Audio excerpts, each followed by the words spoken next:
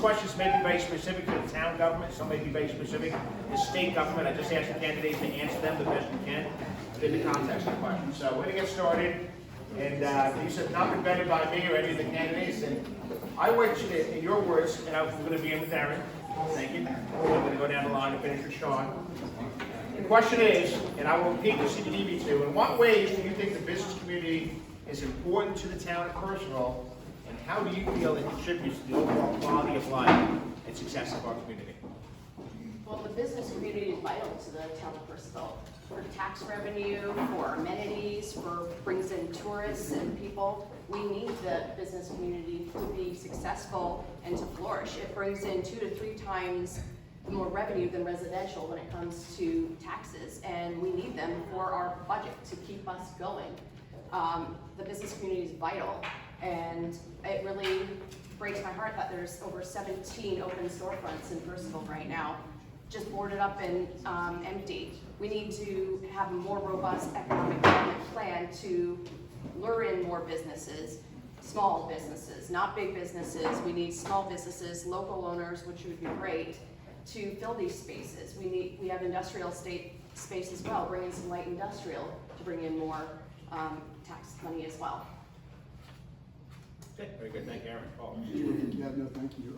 I think it's very simple, really. A vibrant community has a vibrant business base. It's really that simple. And when I think about my time living in Waterford, Virginia, the number of services and businesses that I've relied upon here in Percival are extensive. I mean, I bought my first tractor from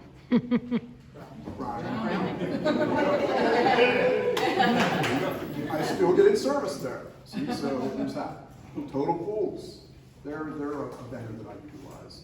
There's numerous vendors here in Percival that I utilize, and I count on the business community to be able to provide things that I need. And frankly, again, if you want to see a healthy community, it's got a very healthy business environment. Certainly, I think that it's ideally incumbent on any healthy community to want to attract more businesses that can optimally support their constituents and citizens. So I'm all in favor of business. Great, thank you. Sean, please. Thank you. Good example I'd like to point out is Mary Fraser, who's here when he cuts business ribbons, a new business in Firstville. He always says you measure the dollar as it passes through the town. So, and you circulate and need the town. Local businesses contribute to the tax base. It invites guests and makes it difficult for money flow in the community to be spent elsewhere. So fairness, productivity, honesty, infrastructure investment to enable business success is providing the best quality products to our services and to our citizens and guests. Very good. Thank you so much. All right, we're going to move on to the next question. It also is an economic development question, and Paul, I'm going to begin with you, please. This is a very specific town-related question. As the current town council debates what to do with the Poland House, what are your ideas? How would your ideas benefit economic development in Percival? Well, so I'm going to be right on point here and say I'm not a resident of Percival, and so for me to weigh in on specifically what should be done seems to me to be a little inappropriate, given that I live over in Waterford. Whatever y'all decide to do, though, I'll be happy. Now, the one thing that I will say, though, is, and this goes back to the role that I hope to play down in Richmond, I do believe that it's incumbent upon a delegate to work closely with town leadership throughout the district to try and collaborate and help them get the mechanisms and tools they need to ideally accomplish the goals they've got. And certainly that would be all about making business more vibrant and strengthened as a result of policies or tools or mechanisms that help get good things done. So that would be my basic position. Okay. Where you going next? Yeah. Okay. My feeling, the Poland House, as we know, is in disarray. It needs improvement. It needs to be, gutted. It needs a lot of work. So we have to weigh if it's worth an opportunity to invest in it or what to do with it. And invest also the locality of it, of accessing it, makes it very difficult to do anything with the property. So I know town council is struggling on what to do with the property. I would probably look to the constituents and say, well, come up with a couple ideas and say, what do you think we should do? These are our ideas, and ask the constituents what they want to do with their taxpayers' money, and go from there. And hopefully they can come up with a plan. Very good. Mary? have strong feelings on the Pullen House and what we should do with it. It was bought by the town 7 years ago for specific reason to add to the whole recreation area of Fireman's Field and the Tabernacle. I believe the house needs to be gone. I think we need to raise it to the ground and put in something for the community. I know as a parent, as young children, I would love to see a little playground, a little splash pad, a community area that we could take our young children in the hot summer days and just be together, play. I think it's very short-sighted if we sell it, especially since the bids that came in were under what we paid for it, so we'd be taking a loss.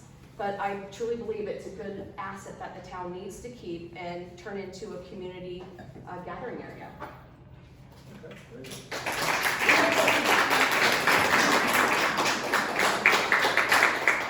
So I'm going to get to the audience's questions in just a second, but I have one of my own if you don't mind. When I speak to business owners and CEOs in Loudoun County and around the region, the number one challenge they face, and they face many of them, is workforce related. Attracting and retaining talent that they need to be successful. So I believe that at the town, the state, the county, and even at the federal level, there are solutions to be had to address this issue. Have you given any thought to that subject? And what are your thoughts on ways in which the town and personal navigate the workforce challenges for your local businesses? And Mr. Syka, what are some of your thoughts on the state level as to what could be done in the Commonwealth's realm on this issue? And I believe we are beginning with Mr. Syka. Okay, so I've spent my entire career in talent acquisition, workforce planning, etc. The problems, we were talking earlier, a couple of us, about the fact that there's something out there, if you're not familiar with the term structural unemployment, it's basically the idea that there are a lot of positions and position categories where there's job openings, but there aren't the qualified people to actually fill those openings. And this is where workforce development and vocational training programs become so critical. We need another option other than a conventional 4-year degree to enable people to get certificates or training that allow them to jump in and be productive members of a company's workforce and use that as a platform from which to springboard into other career tracks or other training activities that can help them. I have spent a lot of time focused on this particular problem set. It's something that I really hope to work on in Richmond. I was just on the phone the other day with Schneider Trucking, an 8-year client of mine. They have thousands of open positions that they can fill. So it's a big problem for everyone, but I think there's strategies that we can use to pull it together. Outstanding. Sean, please. Okay. Off the top of my head, what I would do is look for businesses that are actually successful in employing people. What are they doing that is working? And then try to bring that home to a local economy. So if there's companies out there that are fully staffed and are paying their workers, see what their formula is and bring that home. And maybe we can offer that to the business community here and see how we can do it as council members and how we can bring that and make it local for the person. Thank you. Aaron, please.